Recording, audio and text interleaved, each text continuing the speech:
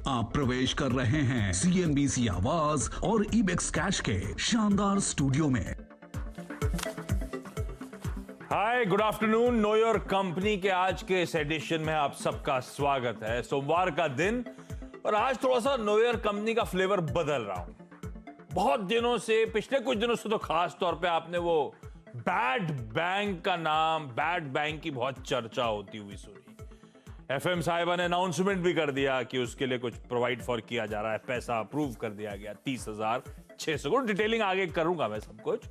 तो आज दरअसल वो बैड बैंक, भाई कितना गुड है ये बैड बैंक, इस पे चर्चा करने का मन। यूको बैंक के पूर्व MD और CEO रवि किशन ठक्कर साहब, जिन्हें आप चैनल पे काफी अरसे से देख रहे हैं, बढ़िया तरीके से समझाने के लिए जाने जाते हैं। सर को बोला, रिक्वेस्ट करा जुड़ने के लिए, आज ये बैड बैंक के बारे में समझा जाए और साथ साथ फिर ये एनालिस्ट फ्रेटर्निटी कैसे देख रही है इस डेवलपमेंट को। तो एक्सिस सिक्योरिटीज की CG फिलिप जुड़ेंगी हमारे साथ, तो इन दोनों से करूंगा चर्चा। क्विकली भारतीय बाजार स्क्रीन पर दबाव है, रिकवरी आई, हरे निशान तक गए, वापस प्रेशर थोड़ा सा माउंट होता हुआ। निफ्टी 60 अंक नीचे, 1/3% का दबाव और निफ्टी बैंक का अंडर परफॉर्मेंस अभी भी कंटिन्यू होता हुआ 3/4% के दबाव के साथ उस पॉकेट में कामकाज। ऐसे में भसीन सर को जोड़ दीजिए please. Bhasin sir, good afternoon. थोड़ा सा हफ्ता गड़बड़ा गया भसीन सर शुरुआत में ही। गुड आफ्टरनून आशीष जी, मैं आपको कई दिन से कह रहा हूँ, be prepared for a sharper than expected correction. मैंने आपको कहा था metals will lead the downside, autos will play rear guard and banks, so you have to be cautious. यहाँ डेरिवेटिव पोजीशन है तो प्रोटेक्ट योर प्रॉफिट्स। अभी तो आज आपने कुछ भी नहीं देखा, अगले 2-3 दिन में बहुत वॉलेटाइल है विद अ डाउनवर्ड बायस, तो तैयारी कर लो अपने प्रॉफिट को बांधने की या रैली पे शॉर्ट होने की। आप कहें तो मैं अपडेट भी दे दूं। आप डरा रहे हो सर। हाँ, अपडेट दीजिए ना प्लीज, और आज के पिक्स भी। आपको कहा था फ्राइडे को सेल रेटना 15-16 में 105 का टारगेट, आपको याद है? और देखिए आज 106 रुपए बिका, 8% गिरा एक ही दिन में सेल, जबकि निफ्टी 40 पॉइंट घटा है। आपको जिंदल स्टील बिकवाया था 388 रुपए पे 362 का टारगेट, जिंदल स्टील नीचे बिका है 363.40, 8% का प्रॉफिट। आज सुबह आपको ITC दिलाया और हिंडाल को शॉर्ट कराया, उसमें भी दोनों टारगेट मीट हो गए। अब आपके लिए आज के टारगेट, आज के 2 स्टॉक्स हैं, आप कहें तो मैं शुरू करूं। Yes sir. पहला सेल है बायोकॉन सर, 370-72 का भाव है, बेचिए। Stop loss of 377, target of 345, और ये बहुत जल्दी आ जाएगा। दूसरा सेल है हिंदुस्तान पेट्रोलियम, 278 और 80 में बेचिए, 285, 85.5 का स्टॉप लॉस, 258 का टारगेट, दोनों से रिकॉल है। वाह, तो भसीन सर ने पिछले कुछ दिनों से अंडरटोन बाकी कह रखा था कि प्रॉफिट बुक करिए इस बाजार में, अब दबाव गहरा आएगा। और भसीन सर कह रहे हैं अभी शायद अगले 1-2 दिन तक परेशानी और बढ़ सकती है, थोड़ा सा ध्यान रखिएगा उस बात का। और इस समय के दोनों कॉल जो आए हैं बड़े लंबे अरसे बाद, दोनों के दोनों मेरे शो में तो खासतौर पे दोनों सेल कॉल है।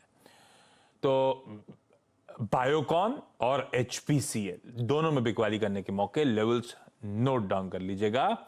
इस बीच आ गई एक्सक्लूसिव खबर, लेदर प्रोडक्ट्स को PLI में शामिल करने पर विचार हो रहा है।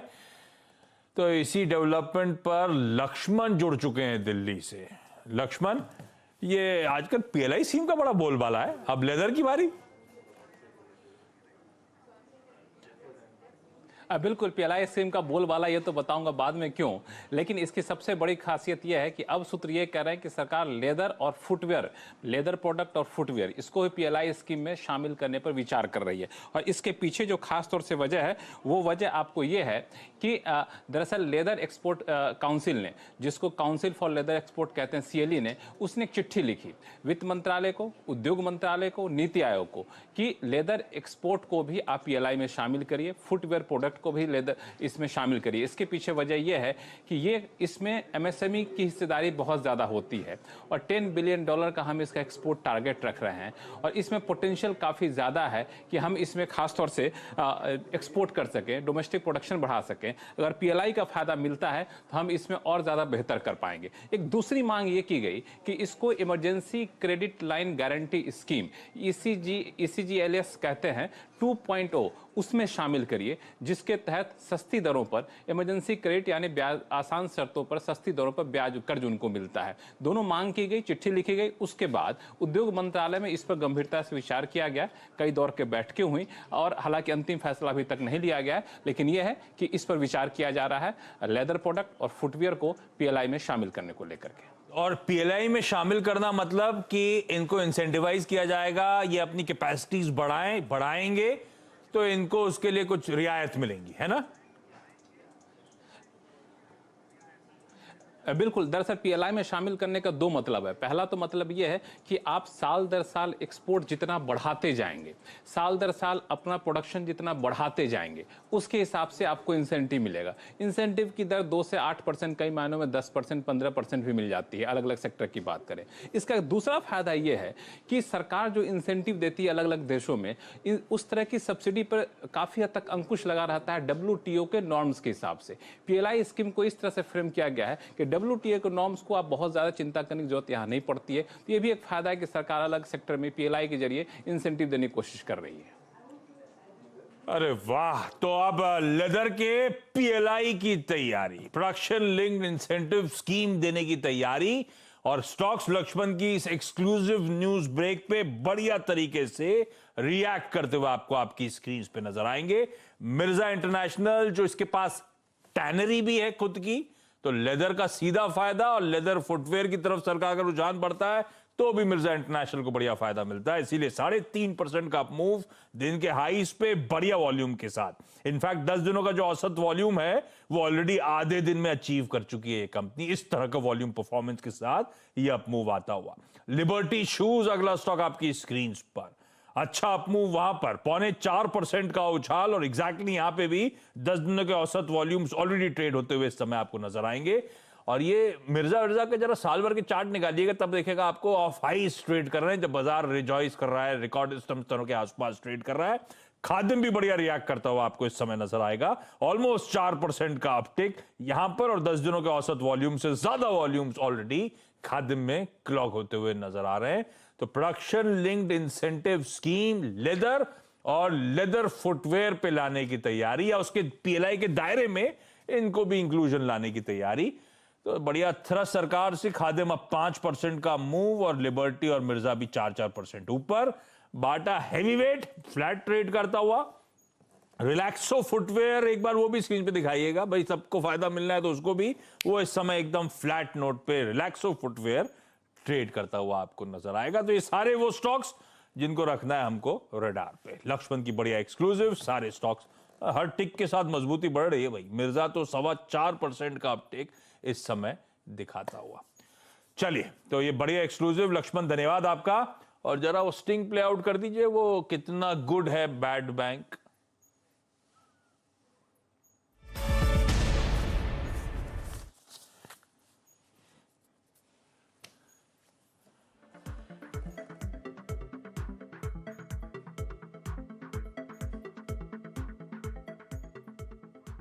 ओके, तो यूको बैंक के फॉर्मर एमडी और सीईओ रवि किशन ठक्कर सर और एक्सिस सिक्योरिटीज की senior research analyst C G Philip आप लोग को आपकी स्क्रीन पे नजर आएंगी। और पिछले कुछ दिनों से वो बैड बैंक की चर्चा लगातार बढ़ रही, जब से यूनियन कैबिनेट ने 30,600 करोड़ रुपए गवर्नमेंट गारंटी के तौर पे नेशनल एसेट रिकंस्ट्रक्शन कंपनी को देने का फैसला करा था। बेसिकली बैड बैंक को ऑप्शनलाइज करने की तैयारी। तो ठक्कर सर, पहले तो आप ही के पास आ रहा हूं भाई। इस तरह के वर्ड सुनने को मिल रहे थे, वेलकम मूव है, तारीफ हो रही थी हर तरफ। ये जो बैड बैंक है, ये है तो बैड बैंक पर सबको पसंद आ रहा है। तो ये बैड बैंक में ऐसा गुड क्या है सर? देखिए, बैड बैंक दिया गया है क्योंकि वो एनपीएस को टेक ओवर कर रहा है। तो जैसे आपने बताया कि इसका जो असली नाम तो नेशनल एसेट रिकंस्ट्रक्शन कंपनी है, तो लेकिन एक कॉमन मैन की लैंग्वेज में इसको बैड बैंक जाना जाता है, इसलिए क्योंकि जो ये बैंकों के जो बैड लोन है वो ये टेक ओवर कर लेगा।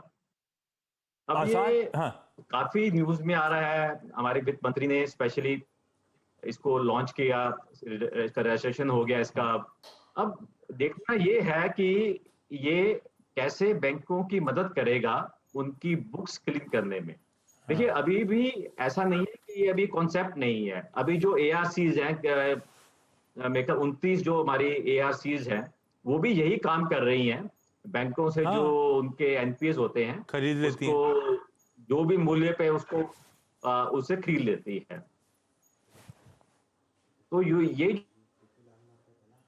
जो बैड बैंक बेसिकली है, सब बैंकों ने उसमें कुछ शेयर लिया है, एक बैंक छोड़ के, पंजाब एंड सिंध बैंक को छोड़ के, तो ये ओनरशिप उनके पास है। तो इसमें देखना ये अब ये होगा, क्योंकि अभी तो ये 1585 वाला कॉन्सेप्ट पे चलेंगे, तो इसका जो मैकेनिज्म क्या रहेगा, ये कैसा रहेगा कि ये फेसलेस रहे, कैसे करें, क्या सिस्टम डेवलप करें उन NPOs को रियलाइज करने के लिए। मूल वो इसमें चीज ये रहेगी, सिर्फ खाली बैंकों से एक बैंक से एक दूसरे बैंक में जाने से एक समस्या का समाधान नहीं होता है। रियलाइज क्योंकि 1585 का जो देखा है, कंसेप्ट ठक्कर साहब जब, कह रहे हैं, IBC दरअसल 1585 ये था कि 15% जो भी डिसाइड किया गया इतना पैसा दिया जाएगा इस लोन के एवज में, बैड लोन को एक्वायर करने के लिए, तो उसका 15% अपफ्रंट कैश में जाना था और 85% गवर्नमेंट बैक्ड सिक्योरिटीज। तो अगर इन केस, हाँ, तो अगर इन केस वो उतना रियलाइज ना हो तो बैंक्स उनको उस सिक्योरिटीज को इन्वोक करके अपने रकम की भरपाई कर सकती हैं। मैं सिजी आपके पास आ रहा हूं। आसान शब्दों में जो कुछ हो रहा है, पिछली बिजनेस साइकिल के एक्सेसेस, पुराना पाप जो था उसको धोने की तैयारी है ना, यही समझो आसान, बिल्कुल लेमन्स लैंग्वेज में।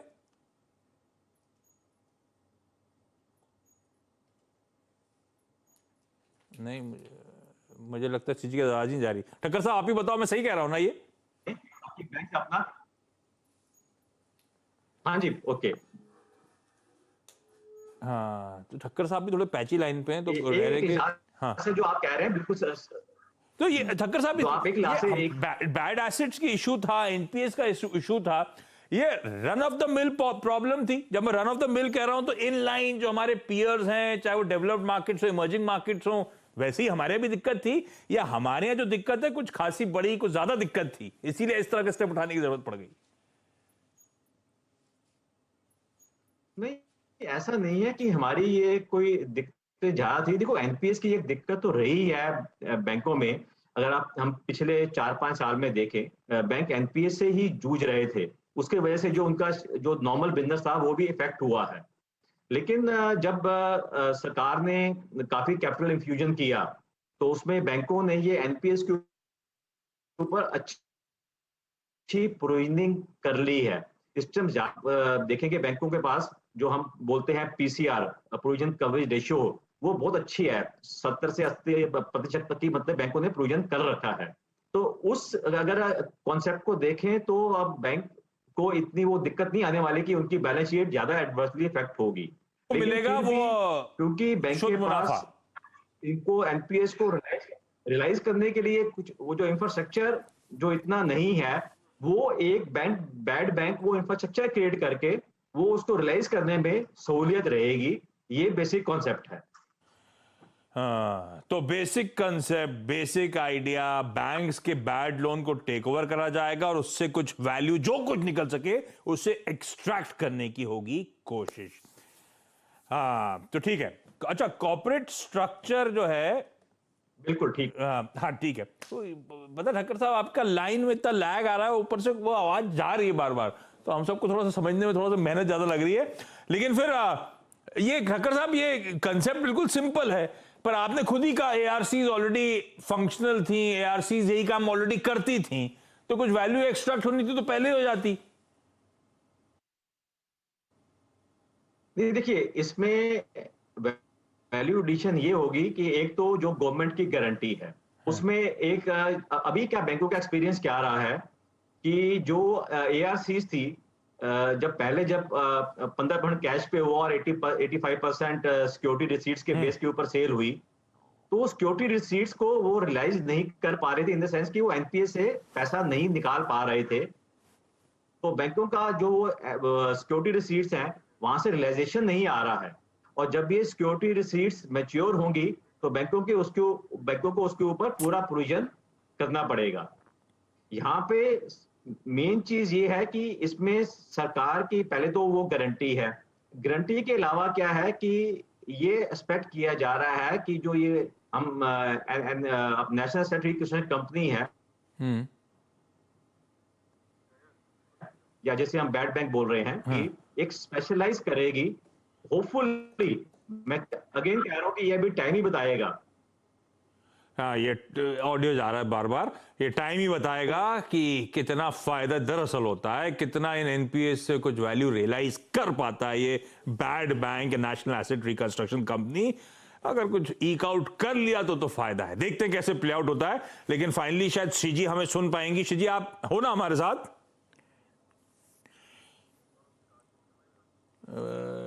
श्रीजी से भी बात ही नहीं हो पा रही है। का दिन थोड़ा गड़बड़ है, बारिश सुबह हुई थी, असर अभी हो रहा है। लेकिन ध्यान रखिए, ये जो एनपीएस हैं, लास्ट काउंट मैंने पढ़ा था 21 फाइनेंशियल ईयर के एंड में 8 लाख प्लस थे। उसमें से 2 लाख करोड़ रुपए के लोन्स जो हैं इसके थ्रू चैनलाइज होंगे। Upfront 90,000 crore rupees, second phase में बचा हुआ जितनी भी रकम है। तो ये जो बैड बैंक है, ये जैसे स्विस ऑक्शन में, समझा देता हूं खुद ही, स्विस ऑक्शन जैसे होता था ना, जब सब बोलियां लगाते थे, जब सबसे बोली लगाएगा उसको मिलेगा। तो बैड बैंक भी होगा और बाकी एसेट रिकंस्ट्रक्शन कंपनीज भी होंगी। मान लीजिए मेरा कोई एक्स लोन है जो मुझे देना है, तो सब बोली लगाएंगे। अगर किसी एआरसी, ऑलरेडी स्टैब्लिश एआरसी ने अच्छी बोली लगाई, उसके पास चला जाएगा। नहीं तो एनएसीएल या बैड बैंक जो है वो जो बोली लगाएगा वो फाइनल होगी। तो बैंक्स को फिर जो भी डिसाइड हुआ, मान लिया 1000 करोड़ के लोन का 200 करोड़ रुपए देने की बात हुई, तो उसका 15% कैश में अपफ्रंट दे दिया जाएगा उस बैंक को। 85% जो बची हुई रकम है, इस केस में हो गई 170 करोड़ रुपए। अगर 200 करोड़ रुपए रियलाइज वैल्यू थी तो 170 करोड़ रुपए की गवर्नमेंट बैक्ड सिक्योरिटीज दे दी जाएंगी। तो जितनी भी रकम फाइनली जब ये बैड बैंक उस एसेट को बेचेगा, जितनी भी वैल्यू रियलाइज होगी, मान लीजिए 200 करोड़ से ज्यादा की हुई, तो बैंक के पास पूरा पैसा आ जाएगा। वो बैड बैंक एक अपना कमीशन कट कर लेगा। कम हुई तो जितना अमाउंट कम हुआ वो गवर्नमेंट बैक्ड सिक्योरिटीज को रिडीम किया जा सकेगा, तो भरपाई उतनी हो जाएगी। अगर ऐसा हो गया, सब बैंक ने 100% प्रोवाइड फॉर कर रखा है। जो पैसा आएगा सीधे बैंक के प्रॉफिट्स को इंपैक्ट करेगा, सीधे वहां पे जुड़ता हुआ नजर आएगा, तो अच्छी खबर हो जाएगी। और सरकार जो हर साल रिकैपिटलाइजेशन के लिए पैसा देती थी, वो देने की जरूरत नहीं पड़ेगी अगर ये बैड बैंक एस्टैब्लिश हो गया और वाकई एसेट्स को चर्न कर पाया तो। इसीलिए ठक्कर साहब बार बार कह रहे थे अगर कर पाए तो। इस समय तो सब कुछ ऑन पेपर अच्छा लग रहा है, लेट्स सी किस तरह से बैड बैंक आगे, या फिर जो नेशनल एसेट रिकंस्ट्रक्शन कंपनी है जिसे हम लोग आसानी से बैड बैंक कह रहे हैं, दरअसल एनएआरसी जो है, देखते हैं कैसे डील करती है इन बैड एसेट से, कैसे वैल्यू अनलॉक कर पाती है, कैसे कुछ रकम निकाल पाती है। एक बात ध्यान रखिएगा, लार्जली सरकारी बैंक्स के ये बैड लोन्स हैं। तो ये सरकारी, अगर कोई ट्रेड लेना होता तो सरकारी बैंक, वो हमने प्ले आउट होता देख लिया जब से खबर आई है। तो अब तो श्रीजी जोड़ नहीं पाई, तो श्रीजी से जानता कोई एक आध सरकारी बैंक जो लॉन्ग टर्म के लिए लेने का मन है इस डेवलपमेंट के बाद। वो चर्चा हुई नहीं, बात करके कोशिश करूंगा ट्वीट कर दूं। लेकिन चलिए इस डिस्कशन खत्म करता हूं। बहुत ही पैची लाइन थी, दोनों से बातचीत ढंग से हो नहीं पाई, सॉरी उसके लिए। क्विकली छोटा सा ब्रेक के उस पार एक क्विक मार्केट चेक शैल सर और वीरू से कराऊंगा आप लोग की मुलाकात।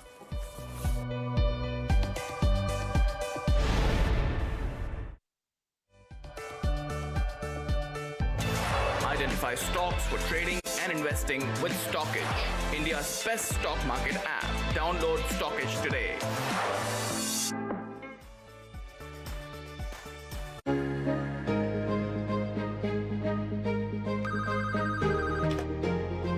DP World. Let's go with them.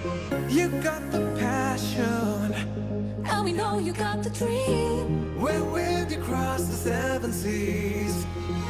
Go do what you do best, And we'll handle the rest. day and night behind the scenes. Now bring your best game on. It's time to play. We are here to support you all the way. We got your back, yeah, we got your back. From beginning to end, on us you can depend. We got your back, yeah, we got your back. We're with you forever, we'll do this together. The dreamers are waiting, Go make it amazing. make it come true. We're proud of you. Go conquer the mountain. You'll hear us on TV singing loud and true. We're here for you. We got your back. Yeah, we got your back. We're with you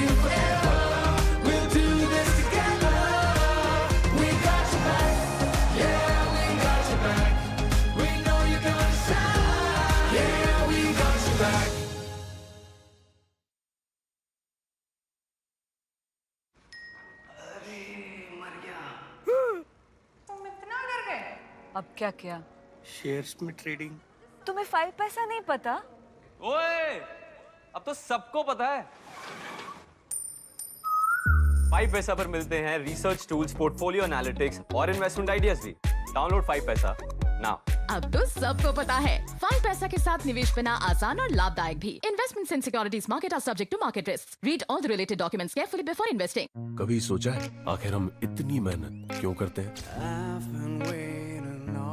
छाए रहने के लिए, enjoyment के लिए,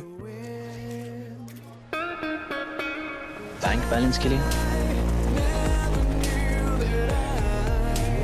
exciting खिलौनों के लिए, awards के लिए। एक्चुअली हमारे लाखों चाहने वाले जब अपनी टेंशन्स भूल जाते हैं तब लगता है लाइफ का मकसद पूरा हुआ। तब लगता है कामयाब हैं हम। पान बहार पहचान कामयाबी की।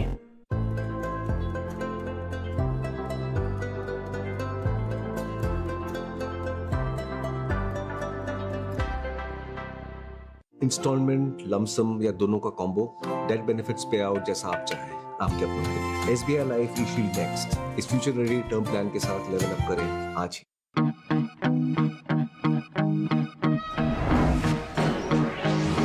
Blood is running, heart is pumping. We got our eyes on the prize and our feet are stomping. Got our fists in the air, force that can't stop. This is our time, going to the top.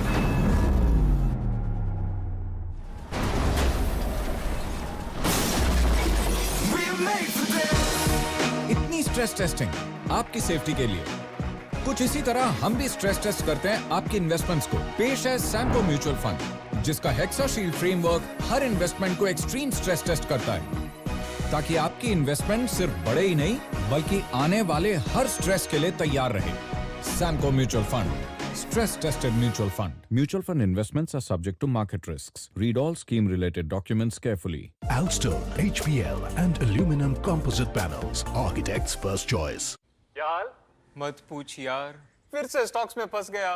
तो stocks के साथ bonds, insurance, gold में balance कर। इसमें बहुत तामझाम है। तुझे 5 पैसा नहीं पता?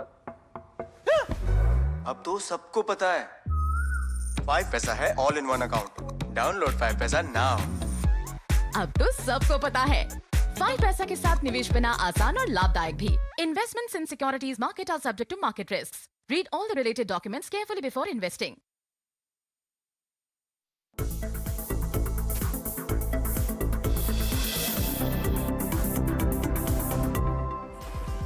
ब्रेक के बाद आपका स्वागत है और जरा निफ्टी का इंट्राडे चार्ट स्क्रीन्स पर लेकर आइए डायरेक्टर साहब। आज दिन के लोज हैं 17,425। आज सुबह चर्चा हुई थी मॉर्निंग कॉल में, सुबह तड़के 7 बजे 437, 405 वो लेवल्स होंगे जहां से पहला पुल बैक आपको मिलेगा। प्रिसाइसली उसी जोन से वो बढ़िया पुल बैक था, तो उस समय अगर लॉन्ग कर लिया होता, गजब के रिटर्न्स दिए थे ऑलरेडी इस बाजार ने। वीरो एकदम सटीक पड़ी सुबह की कॉल, 100-125 पॉइंट का बढ़िया पुल बैक मिला। अब कैसा पोजीशन है स्क्रीन? जी देखिए, अब वो तो मिल गया जो सुबह सुबह मिलना था, 120 पॉइंट का, 130 पॉइंट का आशीष।